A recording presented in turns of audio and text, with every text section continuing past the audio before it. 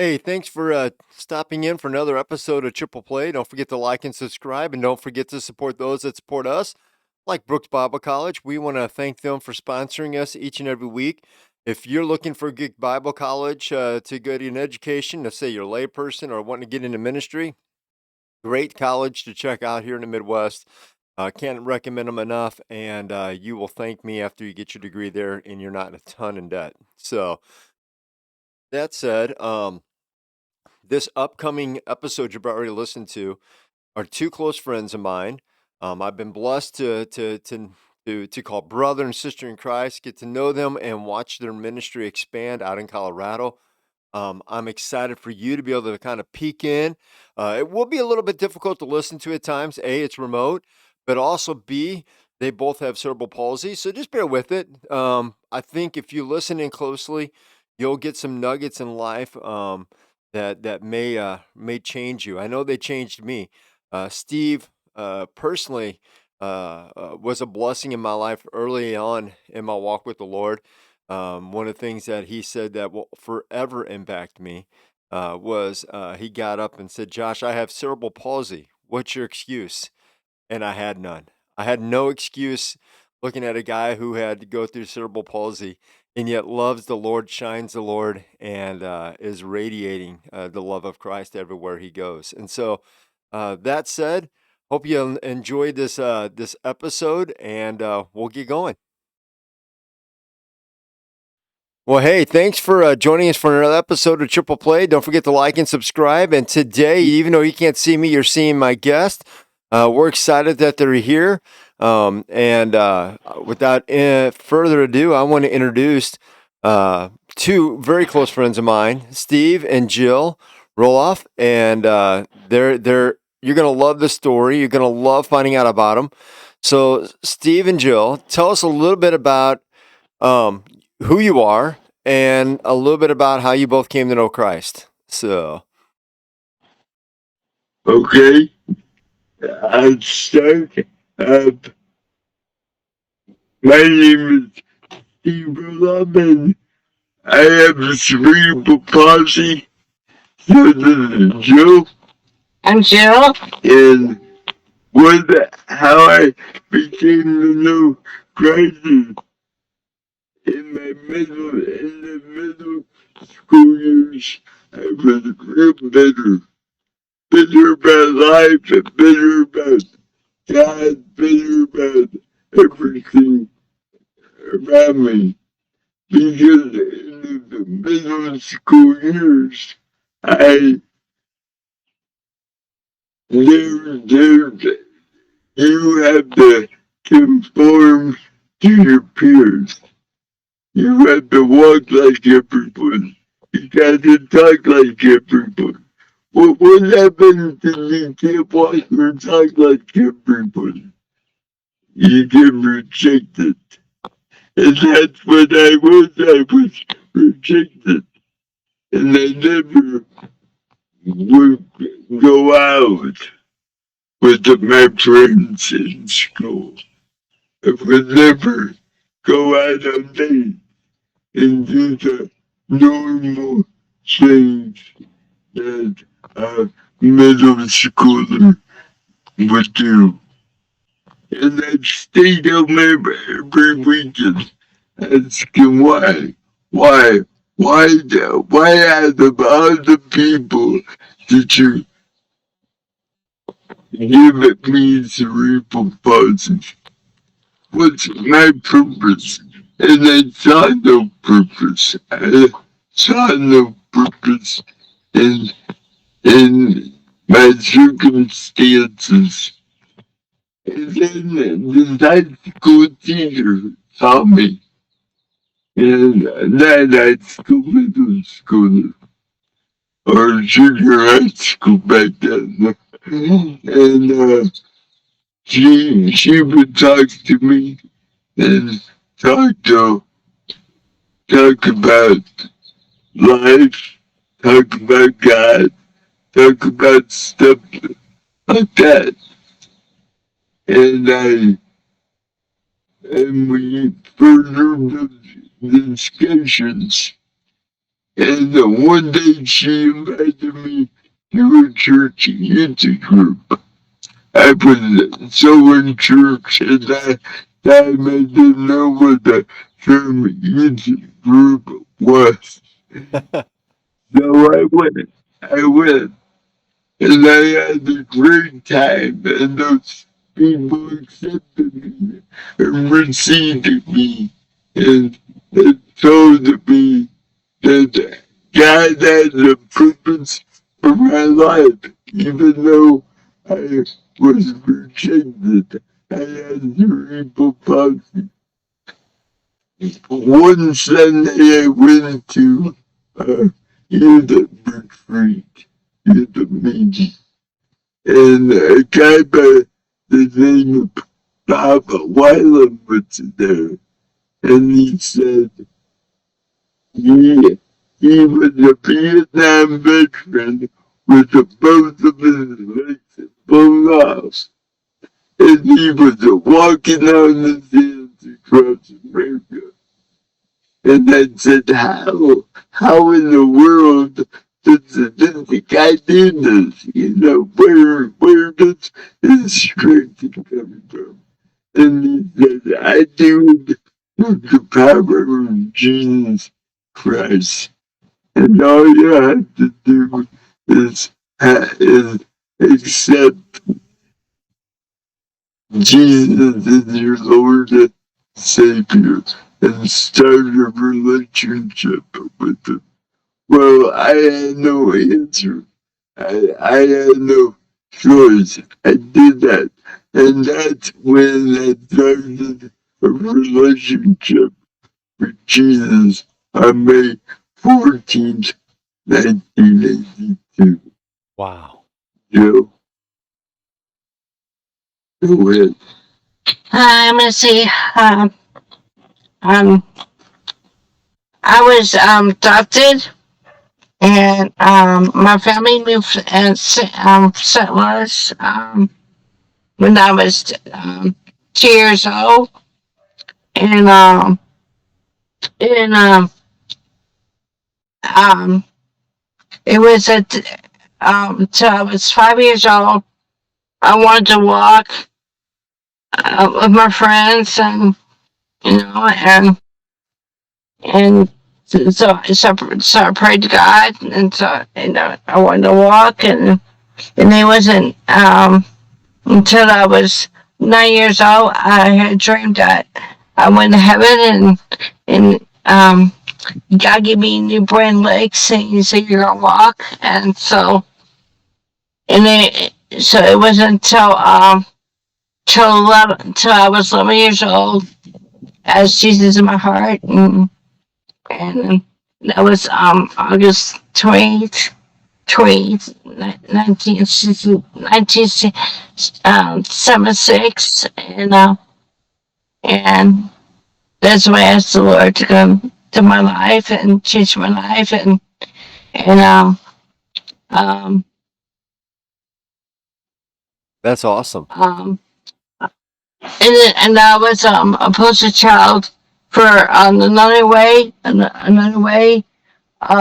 Louis, and that's where I met Steve, and then we went to first school together, and we got our pictures together, and we didn't grow up together, but we um went different schools district, and I went out with his best friend, and he met my best friend, and we didn't know each other till later, to our senior, to our senior.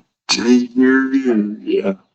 And I met Steve again, and I never said he was some kid that I knew he was young, Right. so, you know. Yeah. So did you guys start dating Yeah. your senior year? Is that when it started? No, No, we went on double dates. she was dating my best friend, and I was dating her best friend. Our relationship is like a windy road, windy man road. We first knew each other in preschool. Then we loved each other. Then in senior high school, I knew her best friend, and she was dating my best friend. And we went out on a couple dates. And about four of them, and then we loved each other. And then finally, after college, my friend was doing the disciple now, which is like a youth weekend retreat in Chosen Church. And they met Joe and they said, "Boy, if I got a boy for you." And, the wife of my friend gave Joe my address, and my friend gave no phone number. Our phone number, and and then she wrote me, and I wrote her back, and I went on for 6 years or 6 months. Give me 6 months, and then at the time I was living in Kansas City, and I came home one weekend and asked her out, and she rejected me. And then no, I wasn't ready. No, she wasn't ready. She wasn't. And then about 2 months later, she said yes, and that's all she wrote. But God, God's timing is perfect, and that was it was all in God's plan. That's true. How long you guys been married? 29. 29 years. That's awesome. So getting ready to head up on 30. Very, very cool. Yeah, 30. Next April. Next April. That's awesome. So when I first met you guys, we were going to church together, and you were working, Steve, with your dad. And then you came up to me about 3 or 4 years later, I believe, and you said, "I feel God is calling me in a different direction." And the next thing I know, you're packing your family up and you're heading out to Colorado. So That's right. walk me through this adventure. So you're working for your dad and doing, and he kind of was in the construction business a little bit, and then did you just feel the call of God in your heart? Did you see this need and really just want to jump in? How did that all come about, if you don't mind me asking? No, ever since I became a Christian, probably a couple years after I became a Christian, I was in a ministry called Young Life, and the Young Life leader said, "Roller," that's what they used to call me, "Roller, wouldn't it be neat if you reach people with disabilities for Christ?" And that kind of planted the seed in my heart. And it grew during my college years. And actually, after I graduated from college, I went to work with the Young Life then, but that didn't go well because God's like, "You're not ready. Hmm. I got someone else to help you." So then I met Joe, and of course, at the church that you and I went to was County, we did the ministry for a few people at West County, and then with the Jamie and Jeff. And that went well. And then when the construction industry and the home industry went belly up in 2008, guys are like, okay, you're ready. So, Where we're going now? yeah. And we're like, where we're going now? And he said, I got a church for you to plant at the Colorado. So with the help of the Korean Convention, uh, they helped us move out to Colorado, and we planted a church for special needs people called the Broken Creek Community. And that's what we're doing now. So we're all broken. Because we're all broken. Isn't that true? Yeah, we all belong to the tree, and we're broken. So Well, he grabs us back in. It's in Romans 10. Jill, what was it like? Were you completely on board when he said, I feel God calling us to Colorado to plant this church? Or were you kind of like, oh my goodness, this is going to be a little crazy? So were you on board right away, or did it take you a little bit? Yes, I was. I was on. So wherever God takes us, we will go. And was at that time when Dylan and Kobe Dylan was what 13, 13, and then Kobe was about 9 years old. We asked the boys to make good too, and they say. And they say they're ready for a go adventure. Yeah. And we had no idea. We had no idea. In fact, it's almost 14 years ago. We packed up, right? We packed up. We put in pots. We left late on a Friday night, not knowing where we were gonna end up. We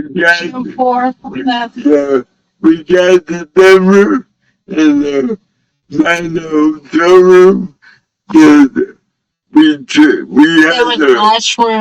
we had our dogs, lots of room. It was a handicap room. And it was a handicap room. And 2 rooms. Yeah. 2 rooms with the 2 rooms for the boys. So we're so blessed. That is awesome. Yeah. And we stayed there, right, what, 6 months? Yeah, we stayed there about 6 months. Then we found a house. So a rental house. We found a good Christian.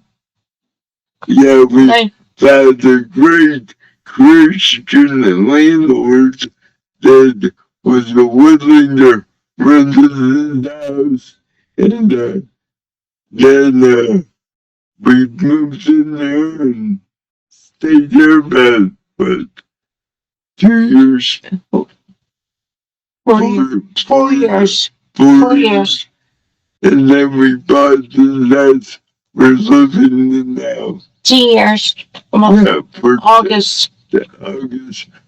10 years. So we've been here for 10 years. Yeah. That's awesome.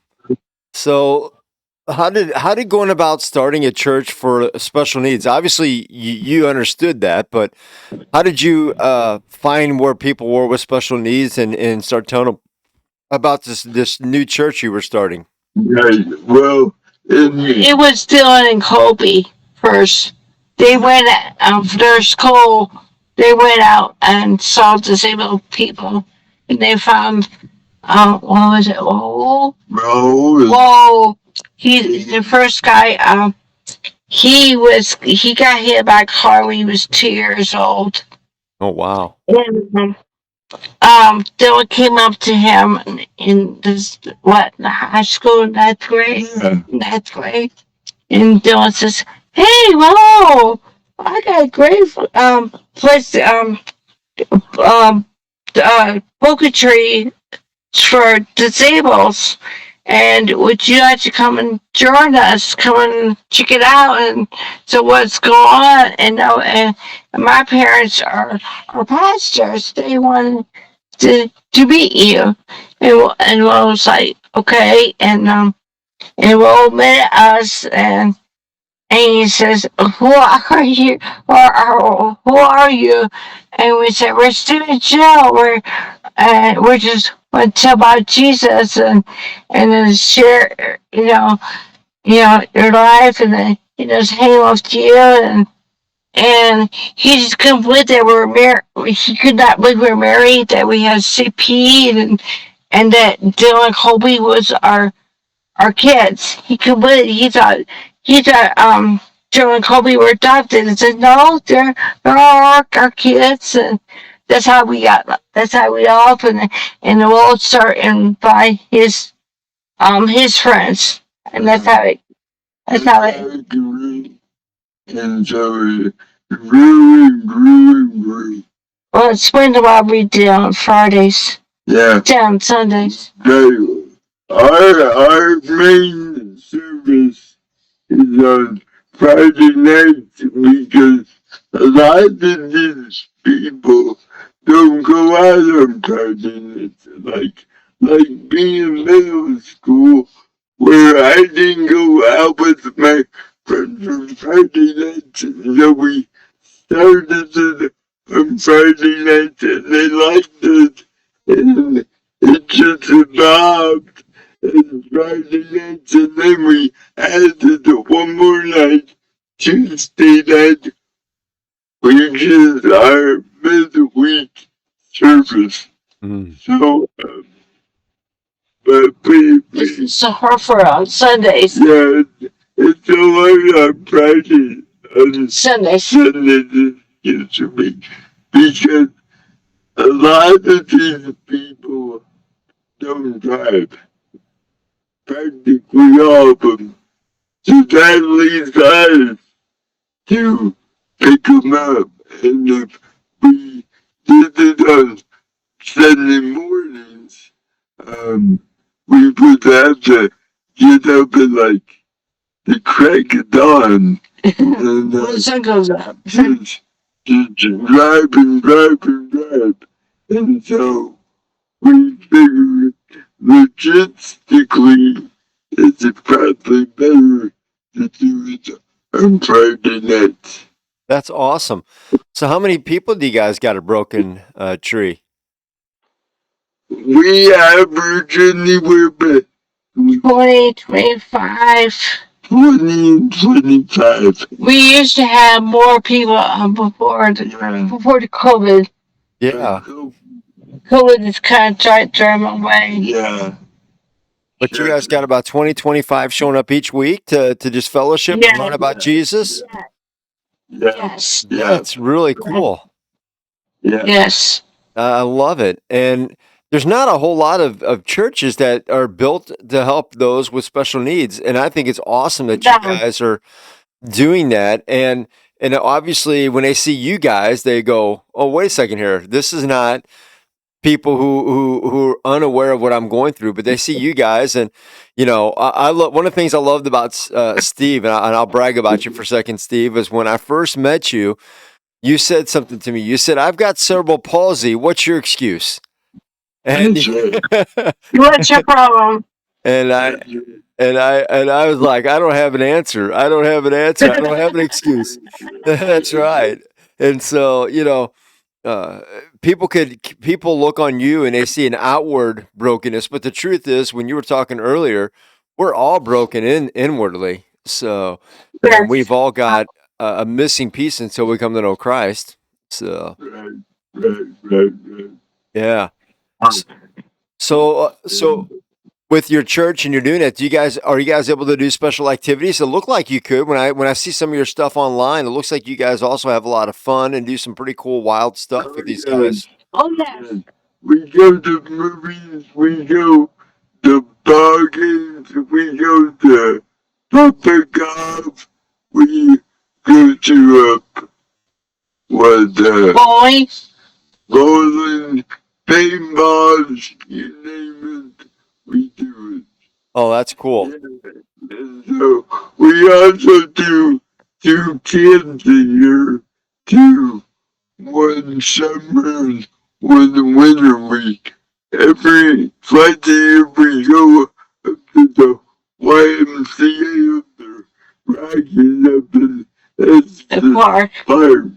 And that's that's really fruitful because so many of these guys they still live at home or they never get out because they can't. That's all the time they can get out. Yeah, so we take them out to camps and put Jesus inside them and have a really And they feel great time. free. They feel free. It was for 5 days. Yeah.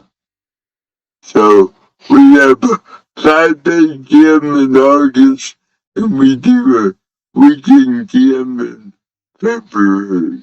So that's gotten to be a great activity of our church. Yeah, we go horseback riding and rock climbing and rafting. Rafting and all that. All that. You guys go rafting?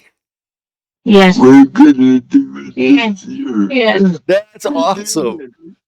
I love it, Steve. You've turned into even more of a monster since I've seen you, man. You're doing all sorts of great stuff. You betcha. Yes. So like as you guys are now like 20, 25 people, is there more and more word getting out to other people that hey, you know, if you have a special need or feel out of place, there's a home for you? It's this environment of Colorado and Denver area is really hard. You know, it's not like the Bible Belt where people hear about the church and they're excited, but a lot of it, the neighbor people are just hard to reach because it's hard for them to trust. It's hard for them to Feel safe. feel Feel safe. secure. So, but we chip away at it, and you know, people come in, people go, and it's kind of a revolving door in their church. We gotta have 10 people who are core people, but the rest of the people come and go depending on what's going on in their lives. Mm. How about your sons? I know when they left, we were talking earlier, they were 13 and very young at the time, and now they're turning into to young. They've turned into young men. How Yeah. yeah, how go ahead. Dylan's 28 and Kobe's 24. Yeah, they're both out in the world working. Dylan's working in Red Robin In the Castle and Cataract and Kobe's GM and the Cordoba up in Lone Tree, Colorado, which is about 20 minutes away from here. So, yeah. Do they still live with you, or are they out of the house now? Wow. They're out of the house. You kicked them out. Very good. Yeah. That's awesome. Yeah. Are they still helping out with the church a lot? Right? Do they still help out with the church a lot?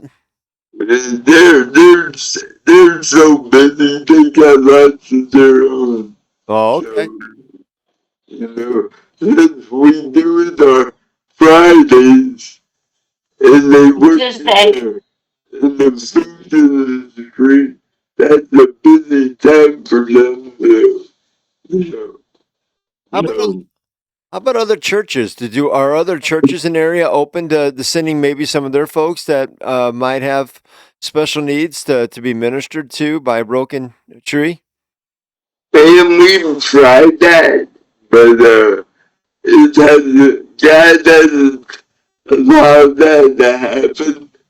We've tried getting volunteers from other churches, but this church is a big commitment. I mean, it's not like a mission trip where you go out for a week and Or in a month. or a month and then come back. It's a commitment for it's a ongoing commitment. Relationship. Yeah, and you gotta build a relationship with the members. And people get in here and they say, oh man, this has self-need. I can't wait to help you guys. And I'm all behind you guys. Right about a month later, they were out. They're either, you know, and this is a hard community to minister to because there's a lot of um, contention and drama because um, the hearts are just so bitter and angry, because they're like I was when I was in middle school. Saying, why God, why God? Well, we got 30 year old, 28, 29, 30-year old people still say that. We got one female that's 31 that right now she was in an accident. Car accident. Car accident. When she was 11. Yeah, and her dad died in the car accident, leaving her mom, Her brother. her mom remarried not once but twice, and divorced twice, right? And now this young lady is 31 years old, and she wants a relationship with another one of our members. And the mom says, no, you're not allowed to do that. I mean, she's 31 years old, and her mom's preventing her from living a life that God caused her to live. Hmm. And so, with that's just an example. We have dozens and dozens of stories like that. But what does that do to the heart? What does that do to your personality? It hurts. It breaks. That breaks the heart, So we're trying to say that Jesus is there holding his arms wide open, wanting to love you, wanting to lead you on the life of abundance. Jesus said, I have come to give life and give it abundantly. Well, how could you convince them? Convince people, convince a 31-year-old young lady that can't be free to live the life. So that's why this demographic is so hard to reach for kids. Mm. And when I do volunteers, they see that after a month, and they're like, I'm done. I'm done. I'm not gonna work for you anymore. The last volunteer we had said, he's done via text message. And it's like, well, okay. So, but what we have done is that we've finally hired, well, we've contracted out our transportation needs with a person named Joey DeBoss, and he is really good, and we, um, we contract with him, and that helps, so. Mm. Well, God is always working, and He's using Steve and Jill to do that work through Broken Tree. If people want to know more about Broken Tree or give, what's the best way for them to do that? What? Uh, separate. We're on Facebook. Broken Tree. Smoke tree. Broken Tree Facebook page. We have a website, brokentree.org, and we have a giving page there. And if they want to hit the link, they can. Or our address is on the giving page on the website. Okay. I'll make sure the website's in the show notes and on the screen so people can get to that when they're watching this and have the opportunity to contribute if they feel led to. So, Steve, Yeah. any parting wisdom before I let you go? Just keep on walking for Jesus and keep on believing that He has a full life and an eternal life for you all.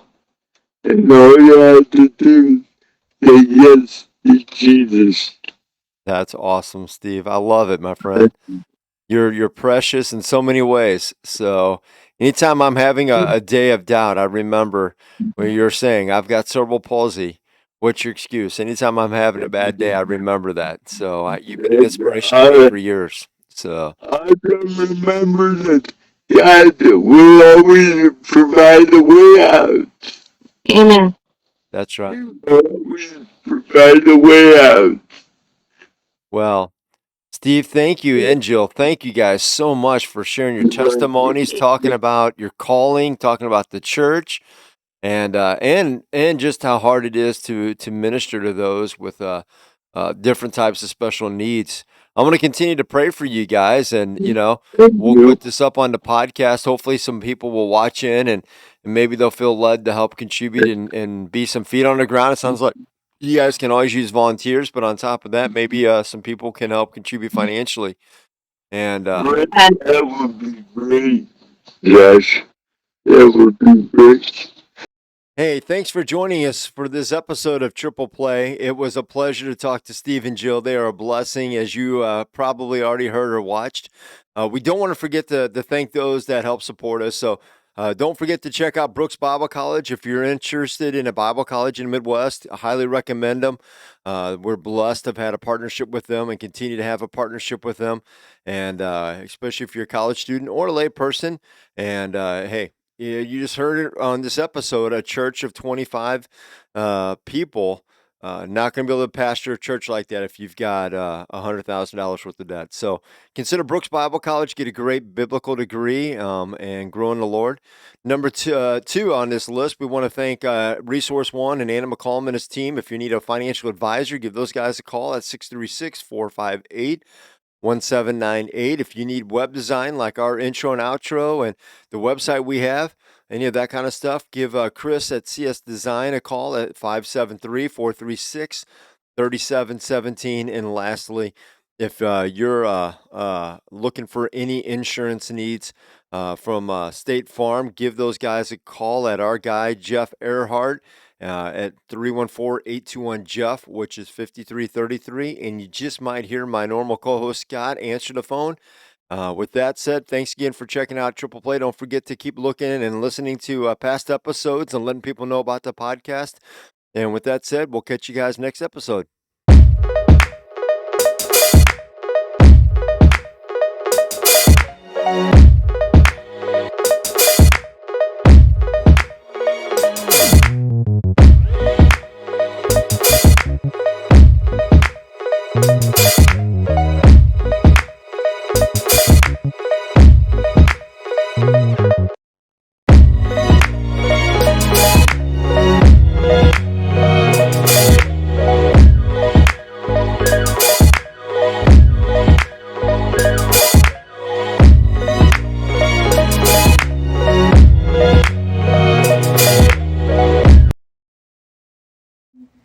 You're safe.